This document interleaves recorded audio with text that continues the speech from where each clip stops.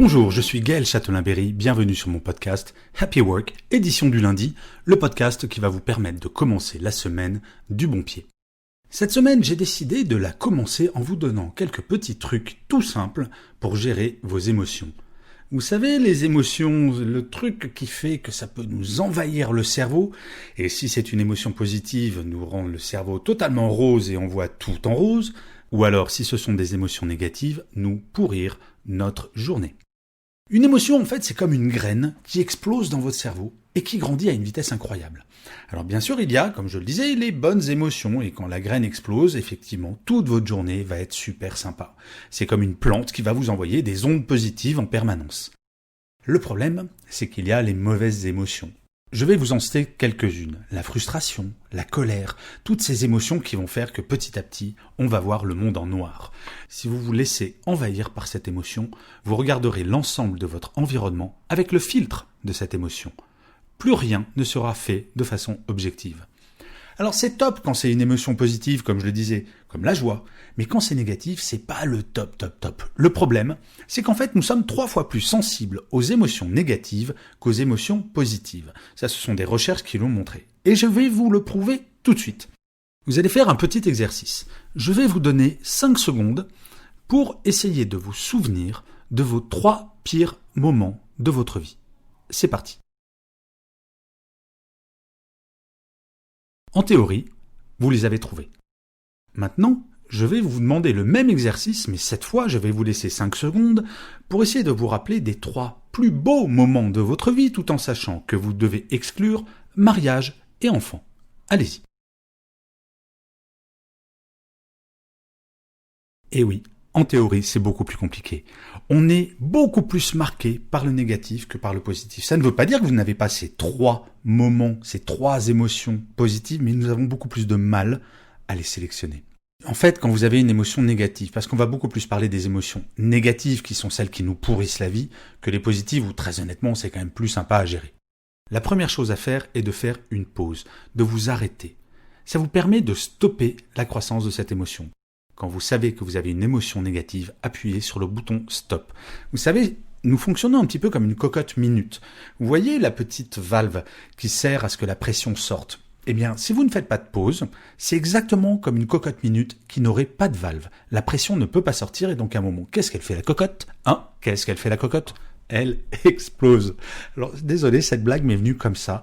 Je sais, c'est lundi, il faut me pardonner.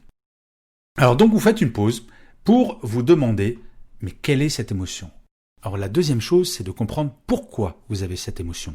Prenez un papier et notez exactement le pourquoi de cette émotion, avec plein de détails.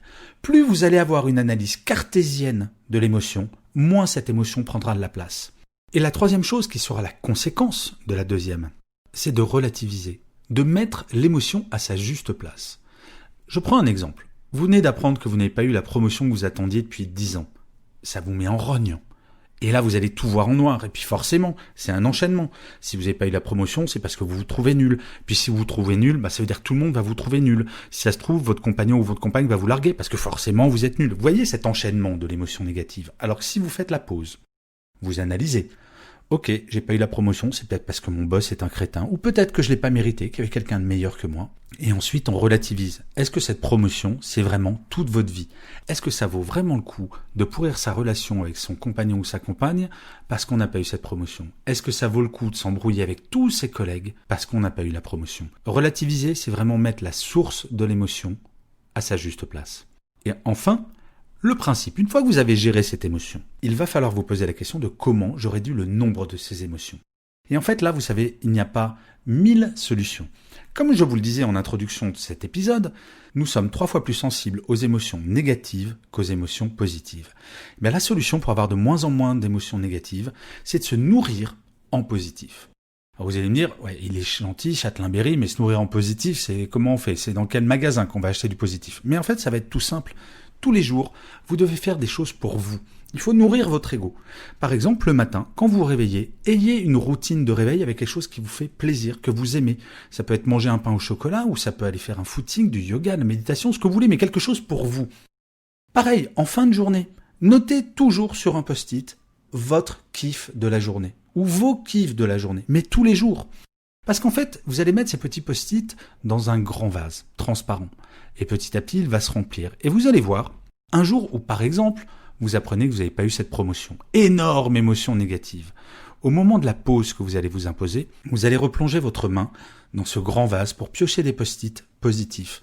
Et vous allez voir, ah ben mince, cette émotion qui veut me faire tout voir en négatif. Mais c'est pas vrai. J'ai vécu des choses de sympa. J'ai vécu des choses positives. Pour nager dans le bonheur, en fait. Il faut 3 fois plus d'émotions négatives que de positives. C'est aussi simple que ça, c'est vraiment mathématique. Et je vous assure que cela fonctionne. Un collègue vous a mal parlé, par exemple?